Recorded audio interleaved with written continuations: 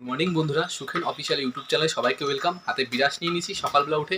আর বিরাস করতে করতে তোমাদেরকে আজকে আমি আমার হোম ট্যুরটা দেবো। তো আমি একজন গরিব মানুষ, বলতে আমার কোনো অসুবিধা নেই, ঠিক আছে।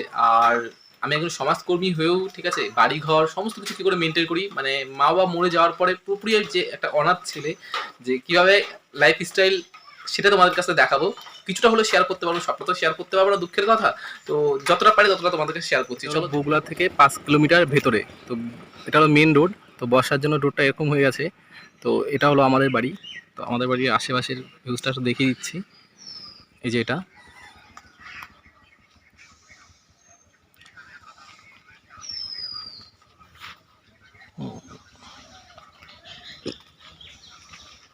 ওই যে ওটা আমাদের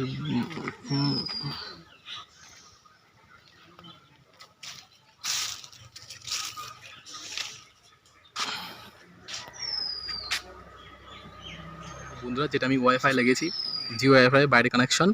আর এটা কিন্তু পুরোটা টিনের বাড়ি না, মানে দেয়াল আছে আর উপরে তোমার টিন দেওয়া আছে। এই যে বারান্দাটা, তো এই জমিটা পুরোপুরি মানে মেন রোড দেখছো, মেন রোডের থেকে পুরোপুরি তোমার হলো 12 কাঠা পুরোপুরি লম্বা। তো বাড়িটা উল্টো দিকে করা, এটা দক্ষিণ দিক, ঠিক আছে। ওই বাথরুমটা মারা যাওয়ার পর নতুন আমি করেছি, যেহেতু ভেবেছিলাম এখানে ঘর করবো এই জায়গাটা। এই যে আর ওই পর্যন্ত আমার জমি। তো এই যে ফাঁকা জায়গাটা দেখছো, এই জায়গাটা আমি ঘর করতে চাই। আর যেটা তোমাদেরকে প্রথম দিন আমি ভিডিও শুটে দেখিয়েছিলাম, যে হলো আমার বাগানটা, ওই পেছনে আমার বাগান, পেছনে জমি, ঠিক আছে। এত জায়গা পরিষ্কার করা আছে, তো এখানে ঘর তুলবো ইচ্ছা আছে। এবার জানি না ভগবান কতটা সহায় দেবে, তোমাদেরকে দেখাচ্ছি। এই যে জায়গাটা পুরো চৌকোনো জায়গা, পুরো লম্বালম্বি, মানে মেন রোড থেকে পুরোপুরি এই দিকে লম্বালম্বি। তো ঘরটা উল্টো দিকে করা আছে, ইচ্ছা আছে আমার এই জায়গাটা আমি ঘর করব। ঘর করে ওই দিকে মুখ করে, রাস্তা দিকে মুখ করে ঘর করব। এই ফাঁকা জায়গা, এটা হয়তো 3 কাঠা জায়গা হবে, এইটুকু জায়গা। ভিডিওতে ছোটো দেখা যাচ্ছে, বাট বর্ষার মধ্যে বলে না যে গ্রাম অঞ্চল, মাটির জায়গা, যতটা আমি পুরুষ মানুষ হয়ে যতটা পরিষ্কার পরিচ্ছন্ন রাখতে পারি। কিছুদিন আগে ঘাস মারা ওষুধ দিয়েছি। তো ঘরটা উল্টো দিকে মুখ আছে। তো এই ঘরের যে ইটগুলো আছে 2টো রুমের, তো এটা দিয়ে আমার পাঁচিলটা হয়ে যাবে যখন আমি ঘর করব। এগুলো প্ল্যান করা আছে। আর ওই পাঁচিলটা পর্যন্ত, ওটা আমাদের জেঠুদের জায়গা, ওটা ওই পাঁচিল, ওটা একটা পাঁচিল, ঠিক আছে। আর এই ঘরটা দক্ষিণ দিক, এটা দক্ষিণ দিক, আর ওই দিকটা আমাদের উত্তর দিক। আর রাস্তাটা আছে সামনে। তো ইচ্ছা আছে এখান থেকে ঘর করে সামনের দিকে মুখ করব। তো চলো তোমাদেরকে ঘরের ভিতরটা তোমাদেরকে আমি দেখাই। এখানে আমি সন্ধ্যা দিই, ঠিক আছে। আর এই যে ফুল গাছ মা বুনেছিল, এগুলো মায়ের স্মৃতি। তো চলো ঘরে ঢুকছি। তো এটা টিনের কিন্তু দরজা, ঠিক আছে, এটা টিনের দরজা। তো দেখো, এটা কিন্তু মাটি, নিচে কিন্তু মাটি। যতটা পারি আমি পরিষ্কার রাখি, পুরুষ মানুষ আর কতটা করবো। এটা ডাইনিং টেবিল। তো এখনটা দেখলে খুব খারাপ লাগে। 4টে চেয়ার ছিল, 4টে চেয়ারে আমি, মা, বাবা, দিদি, 4জন বসে খাওয়া দাওয়া করতাম, ঠিক আছে। যেমন এক পাশে ডাইনিং টেবিল। তোমরা হয়তো ভাবছো দেখে মনে হচ্ছে শান, এটা কিন্তু মাটি, ঠিক আছে, এটা পুরোটাই মাটি। আর এই যেটা আমার রুম, যেখানে আমার জন্মদাত্রী মা, মানে কী বলবো, যে আমাকে ছেড়ে চলে গেছেন। এই এক খাটে আমি, মা, আমরা আমরা তিনজনা শুতাম এই খাটটায়, ঠিক আছে। এটা কিন্তু ছাদ পর্যন্ত করা আছে, ঘরটা উপরে টিন দেওয়া, নতুনই, প্লাস্টার করা হয়নি। বাট ঘরটা যেহেতু উল্টো দিকে করা, তোমাদেরকে দেখালাম, সে কারণে ঘরটাকে আমি আর কিছু করতে দিইনি বাবাকে সেই সময়, ঠিক আছে। আর এই যে মায়ের ফটো, এই যে মায়ের ফটো। আর টিভির উপরে বাবার ফটো লাগানো আছে। আর এটা তো দিদি তো বিয়ে হয়ে গেছে।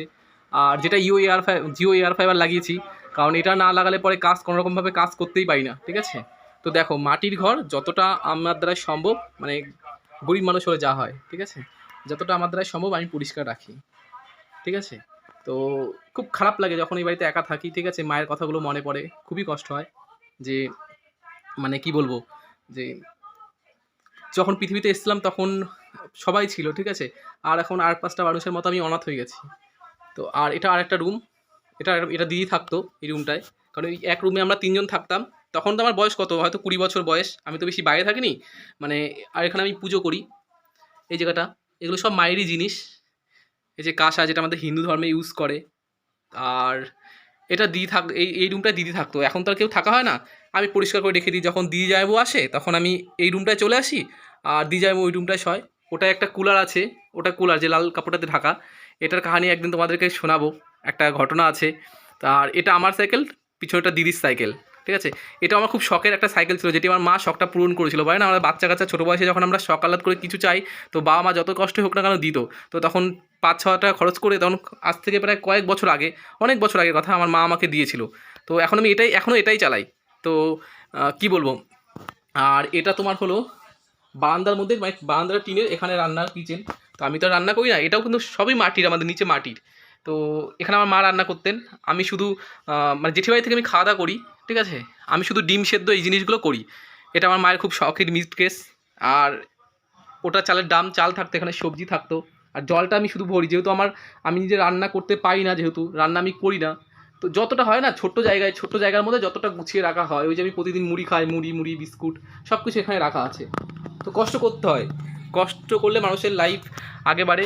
তো জীবনে ইচ্ছা আছে, তো এই বাড়িটাকে আমি বৃদ্ধাশ্রম বানাবো। তো তোমরা যদি আমাকে সাপোর্ট করো তো ততটাই সম্ভব হবে। তো ঘুরে দেখালাম, আর কি দেখাবো তোমাদেরকে, কষ্ট করে তোমাদেরকে দেখালাম যে মাটির ঘর বর্ষার মধ্যে কতটা মানে খারাপ হয়ে যায়, মাটি কখনো ফুলে ওঠে, তারপরেও মানে সপ্তাহে একদিন হলেও ঘরটাকে মানে মাটি দিয়ে যাই হোক গোবর দিয়ে লেপতে হয়। তারপরে উঠোনটা তো আমি গোবর দিয়ে লেপতে পারি না, তো আখানে সেরকম কাজের লোকও পাওয়া যায় না। আর তারপরে বড় কথা, আমি একজন সমাজকর্মী, সমাজের মা বোনকে আমি আর্থিকভাবে সাহায্য করি। আমি যতটা উপার্জন করি আমার মধ্যে কিন্তু ওই বিলাসিতা নেই যে আমি মানে হাইফাইভাবে বাঁচবো বা কি হাইফাইভাবে লাইফস্টাইলই করবো। আমার কোনো স্বপ্ন নেই, আমার একটাই স্বপ্ন, আমার বাড়ি ঘর করার স্বপ্ন। আমি সারা জীবন এই বাড়িতেই কাটিয়ে দেবো, এই ঘরটাই, কারণ এই ঘরটা আমার কাছে একটা রাজপ্রাসাদ, কোটি টাকার সম্পত্তি, যেখানে আমি ছোট্টবেলা থেকে হামাগুড়ি যখন দিতাম তখন থেকে এই বাড়িতে আমি মানুষ হয়েছি, এই ঘরটাতে আমার মা মানুষ করেছে। তো মানে কি বলবো, 24টা ঘন্টা পার করা যে কি কষ্ট লাইফে। তো যে একা থাকে লাইফে সেই জানে যে যখন আমার খুব শরীর খারাপ ছিল, 1 বছর আগে আমার জন্ডিস 7.5-এ চলে গেছিলো বাবা মরার পর, যে টেনশনে যাই হোক অনেক রকম শরীর খারাপ হয়েছিল, আমি ভেলুর, হায়দ্রাবাদ সব জায়গায় ট্রিটমেন্ট করিয়েছি, একাই চলে গেছিলাম, আমার সাথে যাওয়ার মতোও কেউ ছিল না। তো এই যে একা যখন বাড়িতে, যখন ঘর দরজা আটকে যখন ঘুমাই না, এই বাড়িতে যখন আসি তখন ভয় করে যে আমার যদি কিছু হয় দরজা খুলতে পারবো না একদিন, এরকম যে প্রচণ্ড আরে বুকে ব্যথা উঠে গেছে গ্যাসের, যে আমি মানে দরজা যে গিয়ে খুলবো বা জেঠুদেরকে ডাকবো সেটাও আমার ক্ষমতা ছিল না। আর ফোনটা ছিল ওই ঘরে চার্জে, তো আমি ফোনটা নিয়ে এসে বৌদিকে ফোন করবো তারও সম্ভব ছিল না, ঠিক আছে। এরকম একটা কষ্টের মধ্যে পরিস্থিতির মধ্যে যাই, অনেক কষ্ট করি, অনেক কষ্ট যেগুলোকে বলা যায় না, সবসময় তো আর লাইফে সবসময় বলা যায় না। আর আমার প্রচণ্ড একটা ইগো প্রবলেম, আমি কখনো আশেপাশের বাড়ির থেকে কখনো কোনো খাবার দিলে বা কোনো কিছু দরকার দিলে আমি খাই না, কখনোই খাই না, ঠিক আছে। তো যাই হোক, তো আমার জীবনে একটা খুব স্বপ্ন যে আমার এই বাড়িটা দেখলে, যে টোটাল আমার এই বাড়িটা 11.5 কাঠা কি 12 কাঠা মেন রোড থেকে, আমাদের এখানকার গ্রামে প্রত্যেকের বাড়ি পাকা হয়ে গেছে, একমাত্র শুধু আমার বাড়ি যে বাড়িটা এখনো কাঁচা রয়ে গেছে। কারণটা হলো মানে তোমরা জানো যে মা বাবা যে দুজনে ক্যান্সারে মারা গেছে, 4 বছর হেরফের, তারপর দিদির বিয়ে দেওয়া, সমস্ত কিছু আমার মাথার উপর ছিল। আমি আর একা মানুষ, এরকম মানুষ কত কিছু করবো, আমার বয়স এখন 27+। তো সেই জায়গায় দাঁড়িয়ে থেকে একা মানুষ অত সম্ভব না, দিদির বিয়েতে দিদিকে গোল্ড জুয়েলারি দেওয়া, সমস্ত কিছু দেওয়া, অনেক কিছু দায়িত্ব কত পালন করা থেকে সেখানে, মা যখন মারা যায় একটা কোম্পানি জব করে মানে মাকে ট্রিটমেন্ট করানো, তারপর বাবাকে ট্রিটমেন্ট করানো, নিজের শারীরিকভাবে মানে মানে অসুস্থ তো হয়েছি, টাকা পয়সাও গেছে, মানসিকভাবে পুরো ভেঙে পড়েছি। তো সেখান থেকে দাঁড়িয়ে এখন একটাই স্বপ্ন যে আমার সমাজে যে সমস্ত মা বাবা আছে তাদের জন্য আমি বেঁচে আছি, নাহলে কবে আমি সুইসাইড অ্যাটেন্ড করে দিতাম। আমার বাঁচার কোনো ইচ্ছাই নেই এই পৃথিবীতে, মানে এত ক্রাইম, এত মানুষের প্রবলেম দেখে না প্রচণ্ড কষ্ট হয়, ঠিক আছে। তো সেখানে দাঁড়িয়ে একটাই জীবনের স্বপ্ন যে আমি বৃদ্ধাশ্রম করবো, তার জন্য তোমাদের সাপোর্ট চাই। আমার একটি ফেসবুক পেজ আছে বাংলা লেখা সমাজসেবক, সেখানে আমার কাজগুলোকে সব দেখতে পাবে, ঠিক আছে। তো তোমরা যদি আমাকে সাপোর্ট করো, আমি আমার এই ঘরটাকে, আমার ইচ্ছা আছে এখানে দরকার আমি থাকবো, ঠিক আছে, কিন্তু আমি একটা বৃদ্ধাশ্রম করতে চাই বাড়িটাই, পেছনের জায়গা যে বাগানটা লম্বা করে বৃদ্ধাশ্রম করতে চাই, যেহেতু এটা মেন রোড। কারণ আমাদের বগুড়া এলাকার মধ্যে সব কিছু আছে, শুধু একটা বৃদ্ধাশ্রম নেই। বগুড়া থেকে 5 কিলোমিটার ভেতরে হলদিপাড়া আমার বাড়ি, যেটা তোমার এই মানে কি বলবো, দক্ষিণ হলদিপাড়া যে বাজার থেকে আমাদের দিকে দক্ষিণ দিকে আসতে হয়, মামজনের দিকে। তো আর কি বলবো তোমাদের বলো, আমি কি কষ্ট করি না করি, যারা মাটির ঘরে থাকে তারা জানে যে ঝড় আসলে পরে বারান্দার টিন তো উড়ে নেবে, এটা পুরোটাই বারান্দা পুরোটাই টিনে করা, ঠিক আছে। আর ঘরটা হয়তো পাকা বাবা করেছিল।